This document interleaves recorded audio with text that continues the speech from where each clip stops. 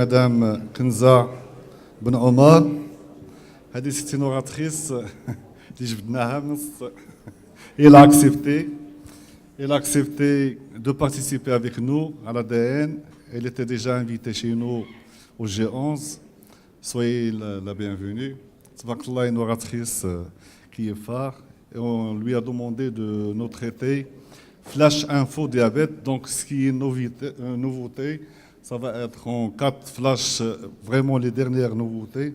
Madame Kenza Ben Omar est chef de clinique endocrino-diabéto, nutrition et métabolique au CHI de Lille, en France, enseignante à l'Université de médecine.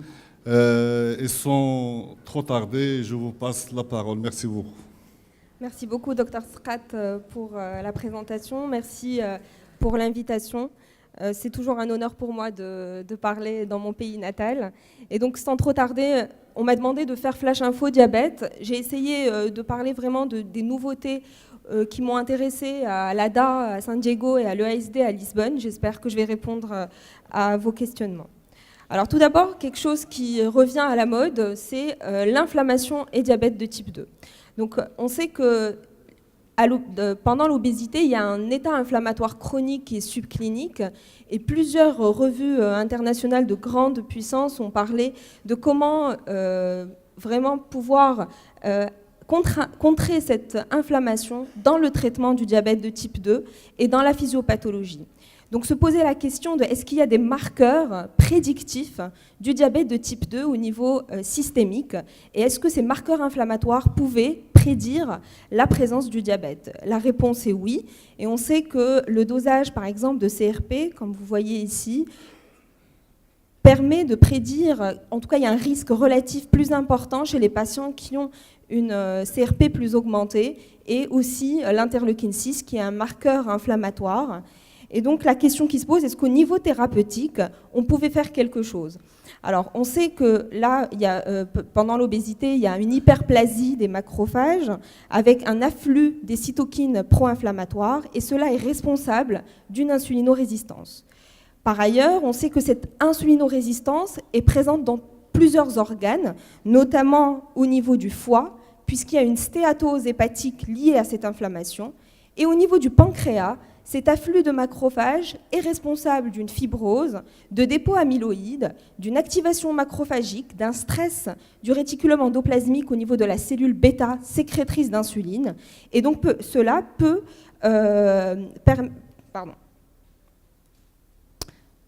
faire apparaître une insulinopénie et donc la présence du diabète de type 2. Donc plusieurs études dans les revues de la littérature se sont intéressées aux antagonistes de cette inflammation. Et notamment, je vais vous présenter une petite étude rapidement pour voir un petit peu là, une étude qui a été présentée au New England Journal of Medicine, l'anakira, qui est un anti-interleukine, un antagoniste d'interleukine 1 bêta, et qui permet d'améliorer le diabète, l'hémoglobine glyquée. Alors bien sûr, c'est une étude qui a été faite chez 70 patients, donc vraiment sur une durée assez courte en effet, mais beaucoup d'études sont en train d'être en cours sur les antagonistes de l'inflammation, notamment également chez le diabétique de type 1. Alors, sur les nouveaux traitements du diabète, je sais que vous avez eu des excellentes présentations hier sur les analogues du GLP-1, donc je ne vais pas trop m'attarder. Vous savez que l'injection quotidienne qu'on a, c'est le Byetta, le Victoza, l'injection hebdomadaire, le dulaglutide, le Triluciti et le Biduréon, et puis plus récemment l'association fixe, le Xultophy, qui est en fait une association d'une insuline ultra lente, le Degludec, qu'on n'a pas tout seul en France de manière isolée, mais qu'on a en association avec le liraglutide. Alors je vais vous présenter par contre quelque chose de plus récent, qui est le sémaglutide oral, qui est le GLP-1 de longue action d'une manière hebdomadaire, mais qui est oral. Alors on sait que les peptides, les GLP-1, doivent être faits de manière sous-cutanée, parce qu'ils sont dégradés très vite dans l'estomac.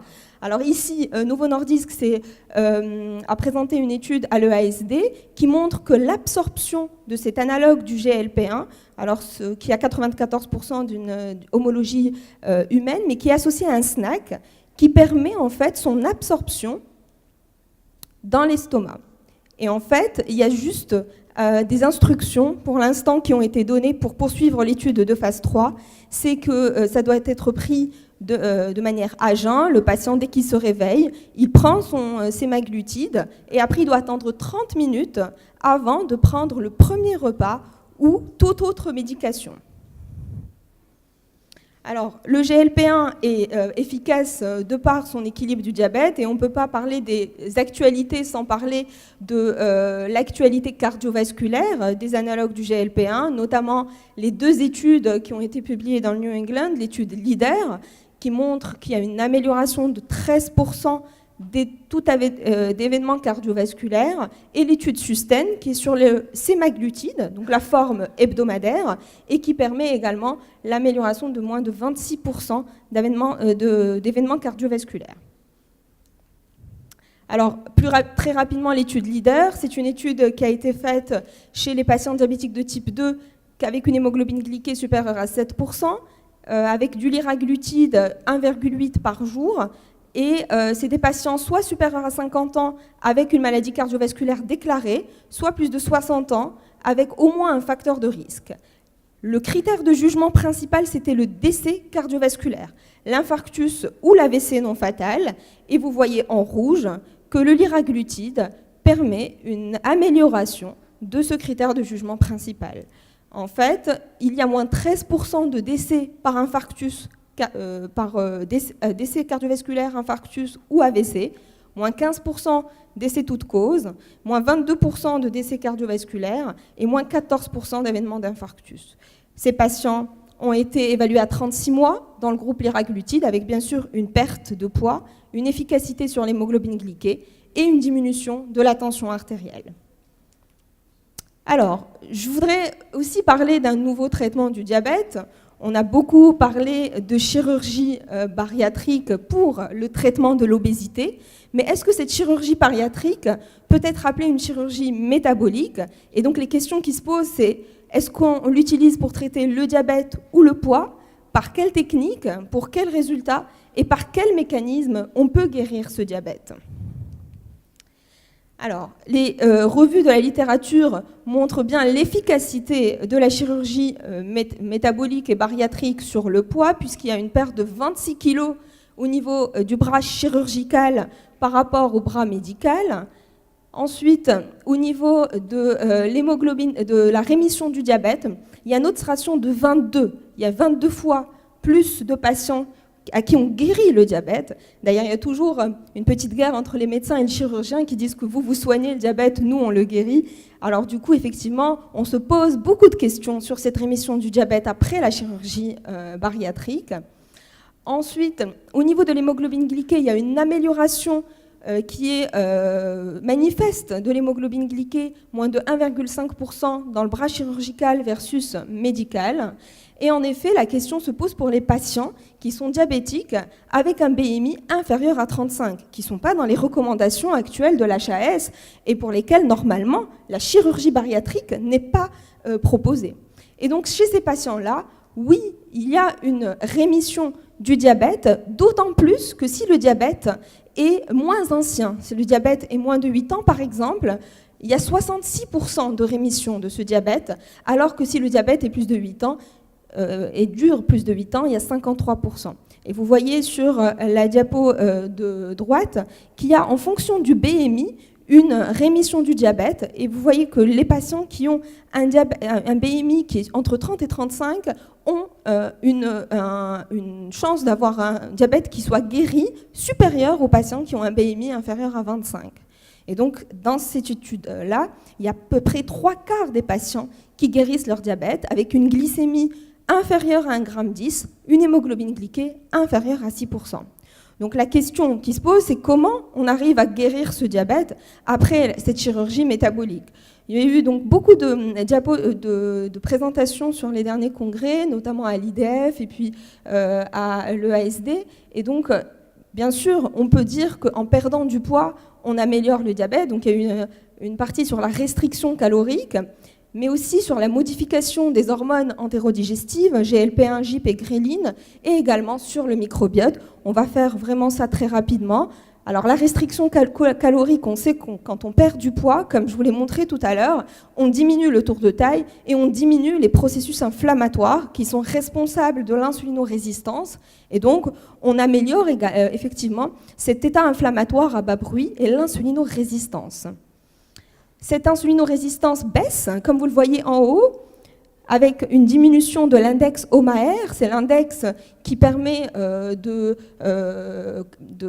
présenter en fait l'insulinorésistance. Il y a une baisse des adipokines, donc notamment la résistine, la CRP, le marqueur inflammatoire, la leptine, et une amélioration de la captation du glucose lors des clans glycémiques après le bypass. On voit que la glycémie est beaucoup plus facilement captée au niveau des organes. Alors ensuite, sur les hormones entérodigestives. Alors bien sûr, vous savez que tout au long du processus intestinal et du tube digestif, il y a multiples hormones qui sont intéressantes dans le métabolisme, autant sur l'état orexigène, anorexigène, mais aussi sur la sécrétion d'insuline. Et on sait que, par exemple, la gréline est une hormone qui est sécrétée principalement dans l'estomac. Le GIP est sécrété comme le GLP-1 au niveau intestinal. La gréline est une hormone qui a un effet orexigène. Ça dit au cerveau, il faut continuer à manger. Et en plus, ça inhibe la sécrétion d'insuline. Le GIP et le GLP-1 ont des effets sur la stimulation de la sécrétion d'insuline et le GLP-1 a cet grand effet pléiotrope puisqu'il permet en plus l'effet anorexigène sur le cerveau, l'amélioration de la sensibilité et puis des petits essais sur la cellule bêta qui démontrent qu'il y a une sécrétion augmentation de la masse cellulaire bêta. Et puis enfin, le peptide Y, qui lui a aussi un effet anorexigène sur le cerveau. Alors qu'est-ce qui se passe pour ce GLP-1 après la chirurgie bariatrique? Là, je vais vous présenter des résultats locaux de l'équipe de chirurgie bariatrique du CHU de Lille. Et en fait, chez les patients avant la chirurgie bariatrique qui sont diabétiques, on sait que le GLP-1, là, vous voyez avant, en fait, il est à un état basal qui n'est pas très élevé.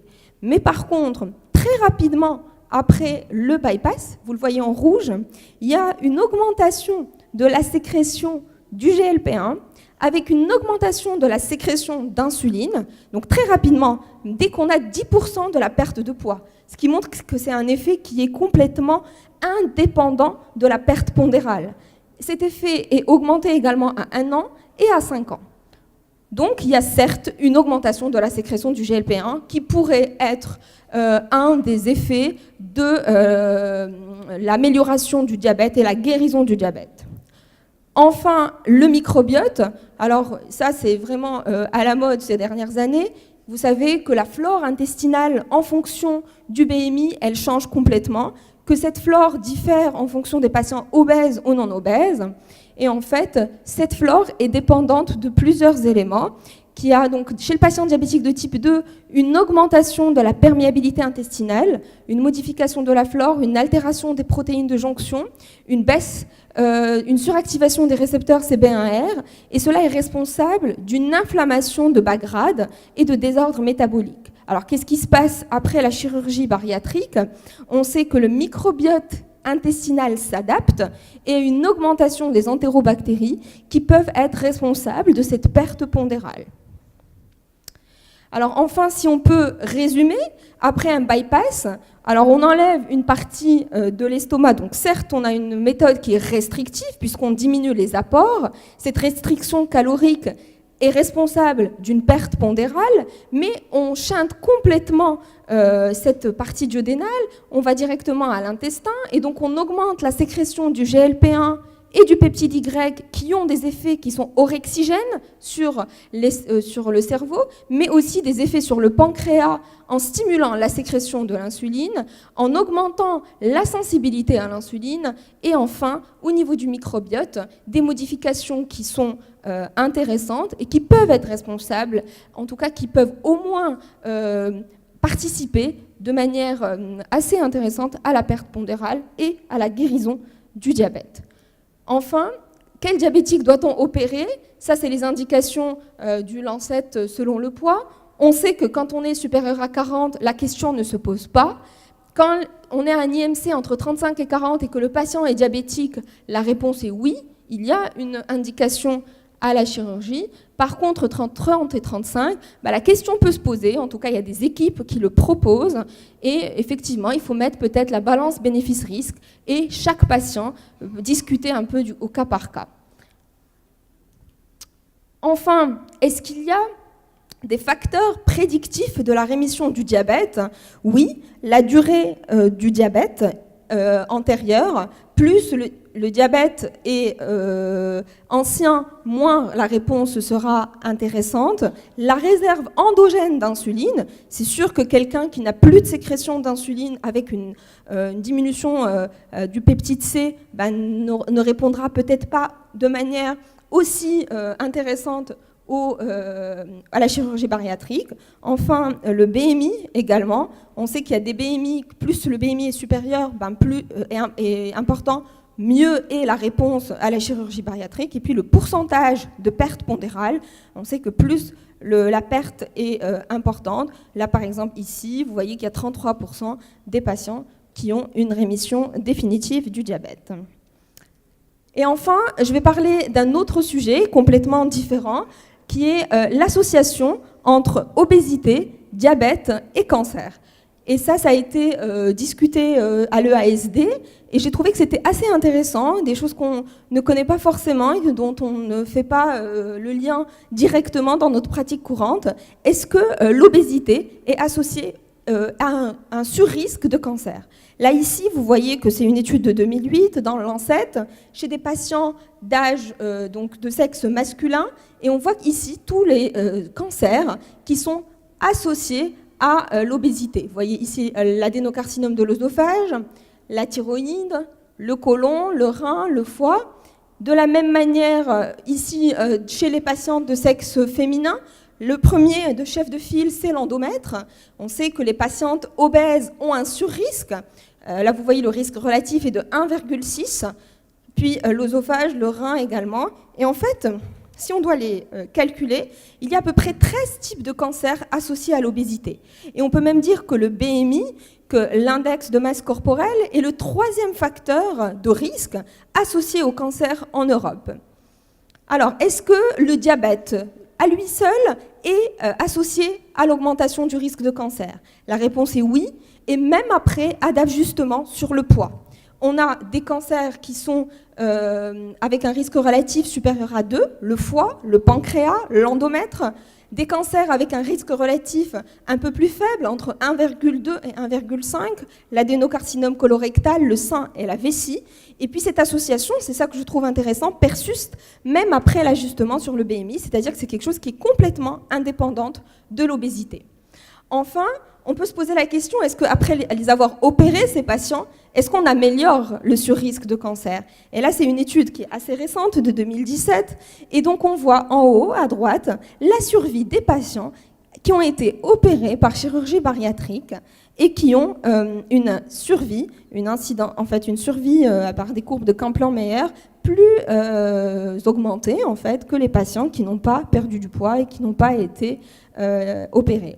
Et ici, vous voyez que même chez ces patients-là, il y a une diminution de l'incidence de ces cancers après chirurgie bariatrique. Donc enfin, on peut dire qu'il y a une évolution constante dans la compréhension des mécanismes physiopathologiques et des thérapeutiques.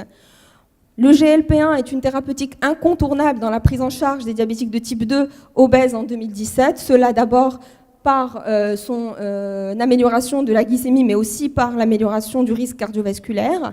La chirurgie métabolique, les indications changent, et la question qui reste en suspens est: faut-il opérer nos patients diabétiques entre 30 et 35 d'IMC?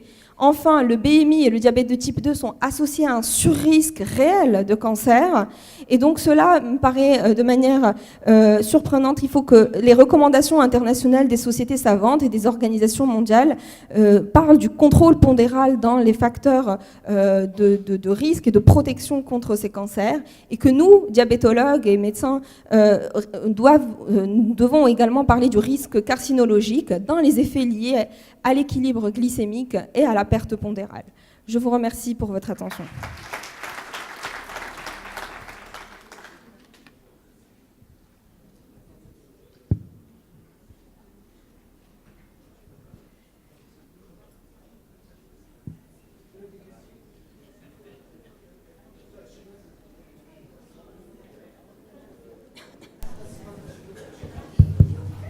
Merci beaucoup. On passe à une session de questions. Sergi. Merci pour toutes les nouveautés. Et j'ai une question à propos de la semaglutine orale. Que, bon, d'après les études, quel bénéfice au niveau de l'hémoglobine glycée? Ceci d'une part. Et quand est-ce qu'il faut l'introduire? Est-ce qu'il y aurait éventuellement des recommandations de l'introduire un peu plus tôt? Voilà. Pour la sémaglutide, on est vraiment encore à des études de phase vraiment pas encore avancées. Et au niveau, là, on a parlé juste en fait des études sécurité sur le sémaglutide oral, c'est-à-dire l'absorption, parce qu'avant, on disait que tous les analogues du GLP-1 doivent être faits de manière sous-cutanée parce qu'ils ne seraient pas absorbés. Par contre, sur le sémaglutide qui a été présenté de manière sous-cutanée, qui a injection sous-cutanée, ça, on sait que ça a une efficacité aussi bien sur l'hémoglobine glycée que les analogues du GLP-1 qu'on a sur le marché. Alors, sur le moment de l'introduction du GLP-1, alors dans les recommandations, en tout cas européennes, qu'on utilise nous en France, le GLP-1 arrive encore après les associations bithérapie. Mais après, c'est du cas par cas et je pense que les patients qui ont un IMC important avec des effets sur le poids, je pense que c'est intéressant. Et puis d'autant plus que là, sur la protection cardiovasculaire, ça démontre un effet bénéfique en protection secondaire. Et là, on attend les études du laglutide sur les effets en protection primaire au niveau cardiovasculaire. Donc je pense que c'est intéressant de le proposer en tout cas aux patients de manière assez précoce dans la prise en charge. S'il vous plaît, j'ai deux questions. Est-ce qu'après la chirurgie bariatrique, il y a une preuve que la destruction des cellules bêta s'arrête? Première question. Ma deuxième question, je voudrais savoir la demi-vie de la semaglutide orale et est-ce qu'elle agit sur la glycémie postprandiale ou basale? Alors, pour la première question sur la chirurgie bariatrique, on n'a pas d'effet direct sur la cellule bêta en elle-même. C'est-à-dire que sur le substrat de la cellule bêta, sur la masse cellulaire bêta, chez les patients diabétiques de type 2, mais par contre, on a un effet sur l'insulinosécrétion. Chez ces patients, quand on leur fait des dosages de sécrétion d'insuline, ces patients ont une augmentation de la sécrétion d'insuline qui est beaucoup plus importante qu'avant. Donc, mais sur la destruction de la cellule bêta, ça, on n'a pas du tout de preuve sur la masse cellulaire bêta. Ça, malheureusement, on n'a pas encore de preuve. Et même, chez l'animal, on a fait des études qui montrent qu'il y a une augmentation de la masse cellulaire bêta après des thérapeutiques, mais pour l'instant, chez l'humain, on n'arrive pas à le trouver.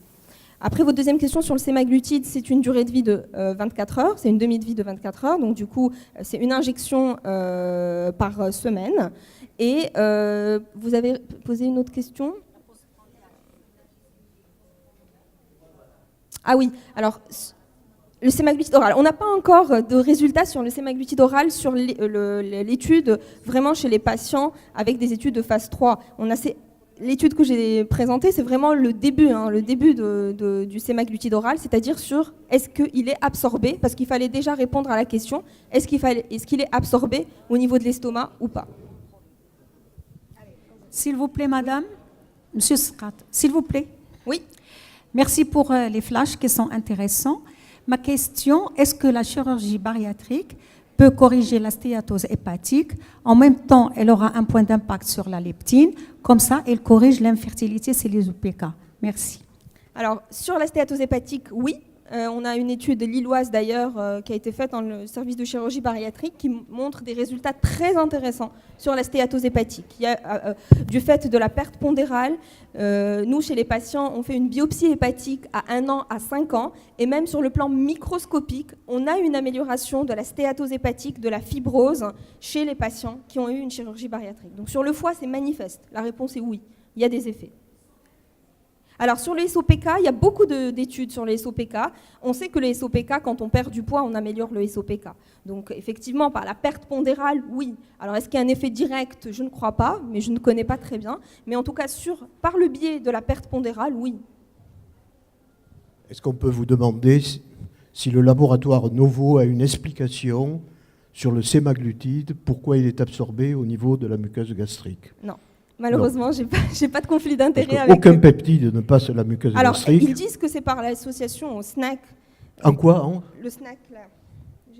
Il y a une association entre le sémaglutide avec un dérivé en fait, qui permet de protéger le peptide, qu'ils appellent SNAC, une structure chimique avec du COOH. Parce que c'est une greffe de chaîne carbonée sur un peptide, sur le GLP-1. Ouais. C'est-à-dire que c'est la même technique qu'utilise Novo pour le liraglutide. C'est exactement la même chose. Oui, pour l'analogue du GLP-1 lui-même, c'est exactement comme le liraglutide. Par contre, la différence, c'est celle-là.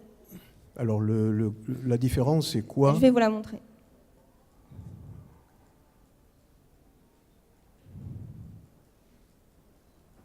Excusez-moi de vous faire refaire Voilà, ce retour. c'est celle-là en fait. C'est Back to the Future. C'est ça, c'est ce snack en fait. Vous voyez là? Oui, ils ont mis ce qu'on appelle un spacer. Exactement. Et donc ce snack... C'est la technique qu'ils ont utilisée également dans le Degludec, où ils ont mis de l'acide L-gamma-glutamique. C'est la technique de Novo. Voilà. Mais je ne vois pas comment ce spacer peut augmenter ou permettre le passage du sémaglutide. Alors justement, pour l'instant, en tout cas, l'étude qu'ils ont montrée à l'EASD, il y a un effet absorption qui est positif. Maintenant, est-ce que ça va persister sur l'hémoglobine glyquée et tout ça? Ça, on le verra, on n'a pas encore les résultats. Mais c'est effectivement assez intéressant de comprendre. Le problème de toutes ces substances, je vous le dis d'emblée, modifiées par Novo, c'est que dès que vous modifiez une protéine par la greffe d'une chaîne carbonée, vous modifiez la protéine, vous modifiez son affinité pour les autres protéines. Par exemple, le mode d'action du liraglutide, le mode d'action, par exemple, du Degludec ou de la lévémir, c'est tout simplement, en partie, c'est d'augmenter l'affinité de ces produits sur l'albumine humaine. Le problème qui se pose, c'est que est-ce que ces substances ne se fixent que sur l'albumine? Est-ce qu'elles ne se fixent pas sur d'autres protéines de l'organisme? Alors, je pense que là, vous devez avoir un effet, enfin, c'est de l'hypothèse, hein, mais que ce sémaglutide doit se fixer ou avoir une affinité pour des protéines de la paroi gastrique, donc elle doit se fixer là-dedans, et puis après, je ne sais pas ce qui se passe. Elle passe dans le torrent circulatoire, elle n'y passe pas, on ne sait pas trop ce qui se passe. Hein. Les techniques de Novo, je suis navré, c'est la boîte noire. Hein. Bah alors justement, c'est la black box. C'est assez, pour l'instant, c'est vraiment mystérieux. Alors, oui. Mais le mystère en médecine, c'est dangereux. J'ai entendu dire, mais bon, c'est pas du tout officiel, que l'étude de phase 3 n'aurait pas donné des résultats intéressants. Oui, ça m'étonne pas. Alors voilà, mais c'est vraiment pas du tout officiel. J'ai entendu dire que c'est pour l'instant... Le principe général, c'est que dès que vous modifiez une protéine, dès que vous ajoutez des radicaux phosphore ou des chaînes carbonées comme ils le font, vous modifiez la structure de la protéine. Vous modifiez la structure 3D de la protéine, vous modifiez son affinité pour les récepteurs. Par exemple, le Degludec, je peux vous le dire, et la Détémir ont une affinité pour les récepteurs de l'insuline qui est 4 fois plus faible que celle des autres insulines. C'est pour cette raison, alors pour la Lévémir par exemple, qu'elle est titrée à 24 nanomoles par unité, alors que toutes les autres insulines sont titrées à 6 nanomoles par unité. Donc on est obligé d'augmenter les concentrations, les masses de protéines pour obtenir le même effet. Bon, alors on verra justement. Alors après le Degludec... Après c'est la black box. Le Degludec dans le Xultophy, il marche quand même assez bien. Le quoi Le Degludec dans le Xultophy. Ah, le Degludec, il marche. Mais ça, je ne vous dis pas que voilà, ça ne marche pas. Mais après, qu'est-ce qui se passe réellement au niveau moléculaire, à mon avis? Je ne vous dis pas que ça ne marche pas, je vous dis tout simplement qu'il y a une affinité de toutes ces substances qui est augmentée pour les autres protéines. Ouais, la protraction de la Degludec, ça veut dire que vous avez modifié la structure de la Degludec. Oui. Parce que l'insuline n'a aucune raison de se protracter dans le tissu cellulaire sous-cutané et de fabriquer des multi-hexamères. Hein. Donc ça veut dire que vous avez modifié la structure de la protéine. Oui.